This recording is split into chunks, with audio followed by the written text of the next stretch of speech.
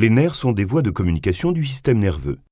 Ils relient les récepteurs situés dans différents organes au centre nerveux, encéphale et moelle épinière, et réciproquement.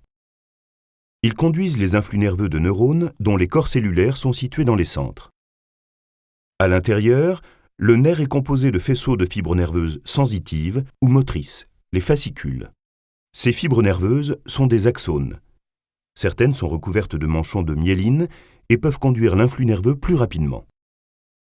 Lorsque le neurone est au repos, il existe une différence de potentiel entre l'intérieur et l'extérieur de la cellule, due à une répartition inégale des ions. C'est le potentiel de repos. Quand le neurone reçoit une stimulation d'intensité supérieure à une valeur seuil, il génère un influx nerveux ou potentiel d'action qui se propage le long de la membrane.